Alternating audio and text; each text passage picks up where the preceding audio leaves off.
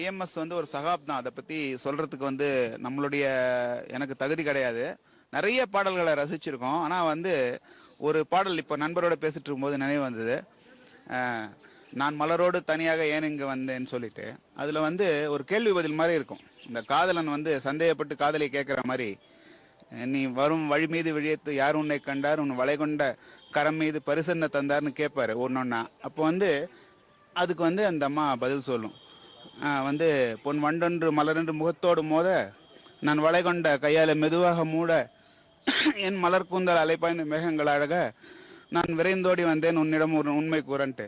ரொம்ப அழகா இருக்கும் அந்த கருத்து, அந்த பாட்டு, அந்த டிஎம்எஸ் சுசீலாவோட இது என்றுமே நினைவு. இது மாதிரி நிறைய சொல்லிட்டே போகலாம். இது ஒரு சாம்பிளுக்கு சொன்னேன். பாசமலர் படத்தில் பாடிய பாடல்களை இன்னைக்கு நாங்கள் கேட்கும்போது சகோதர பாசத்தினுடைய ஒரு உயர்வே எடுத்து காட்டி இருக்குது. அதை பார்க்கும்போது இன்னைக்கு அதை கேட்குற நான் அண்ணன் தங்கை உறவு வந்து ரொம்ப மேம்படுத்தி அவருடைய பாடல்கள் வந்து அதுக்கு உயிரோட்டத்தை கொடுத்துருக்குது.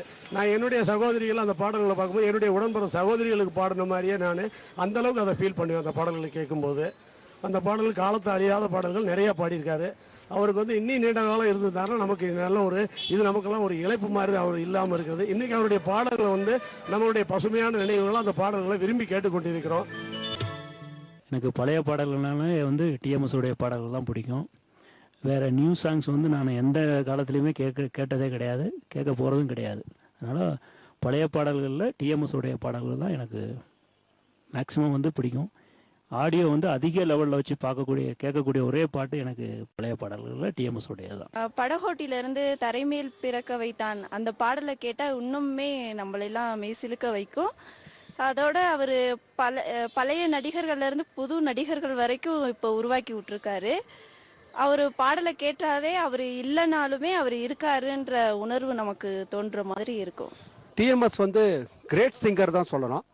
அவரோட வாய்ஸ் வந்து எம்ஜிஆருக்கு தனியாகவும் சிவாஜிக்கு தனியாகவும் தனித்தனி வாய்ஸ் காட்டி எம்ஜிஆர் சாங்ஸையும் சிவாஜி சாங்ஸையும் நம்ம ஐடென்டிஃபை பண்ணுற அளவுக்கு அடி வயிற்றுலேருந்து பாடுறது எம்ஜிஆருக்கும், தொண்டையிலேருந்து பாடுறது சிவாஜிக்கும். மெலோடிஸ் எக்கச்சக்கமாக பாடிருக்கார் சிவாஜிக்கு. Is very good singer and 3 தலைமுறையும் ரசிக்கக்கூடிய ஒரு பெரிய பாடகர். டிஎம்எஸ் பாடல்களில் வந்து எனக்கு இந்த முருகன் பாடல்களில் அவர் இன்னும் காலத்தால் அழியாத பாட்டு அது ரொம்ப பிடிக்கும். அது மாதிரி வசந்த மாளிகையில் யாருக்காங்கிற பாட்டு வந்து எந்த காலமும் யாரும் மறக்க முடியாத ஒரு நல்ல பாட்டு. டிஎம்எஸ்னுடைய பாடல்களை வந்து இளம் வயதிலேயே கேட்டு ரசித்த ரசிகர்களில் கோடானு கோடி ரசிகர்களில் நானும் ஒருவன். அவருடைய அற்புதமான பாடல்களை எல்லாம் வந்து கேட்டுக்கொண்டே இருக்கலாம். எப்பொழுதுமே வந்து மனதில் வந்து இனிமையாக இசைத்து கொண்டே இருக்கக்கூடிய பாடல்கள். அதிலும் அவருடைய தத்துவ பாடல்கள் என்பது மிக அற்புதமான பாடல்கள். இரவு 9 மணிக்கு பிறகு அவருடைய தத்துவ பாடல்களை கேட்கும் பொழுது ஏற்படக்கூடிய சுகமே தனி. அதிலும் அவருடைய பாடல் அந்த 6 மனமே 6 என்ற பாடல் நல்ல அற்புதமான கருத்துக்களை எல்லாம் உடையது. அதுபோல் வந்து அவர் நடித்த படங்களிலும் பாடல் தான் இப்படி பாடுவார் என்று பார்த்தால் அவருடைய பாடங்கள் அவர் நடித்த படங்களில் அவருடைய நடிப்பு வந்து நமக்கு வந்து மனதை உருக்குவதாக அமையும். நமக்கு நல்ல கருத்துக்களை வழங்கக்கூடிய அற்புதமான அருணகிரிநாதர் போன்ற படங்கள்லாம் அவருடைய படங்களை எப்பொழுது வேண்டுமானாலும் திரும்பி திரும்பி பார்த்து கொண்டே இருக்கலாம். ஒரு மிகப்பெரிய சகாப்தம் டிஎம் சௌந்தரராஜன். அவர் பேரையே வந்து அவர் அழகாக உச்சரிப்பார். நம்மளுடைய வானொலி நிலையத்துக்கெல்லாம் அவர் வந்து பேட்டி கொடுக்கும்பொழுது அவர் பேர் சொல்லுவார், டிஎம் சௌந்தரராஜன் அப்படின்னு அழகாக சொல்லுவார். அப்படிப்பட்ட ஒரு அற்புதமான ஒரு கலைஞர்.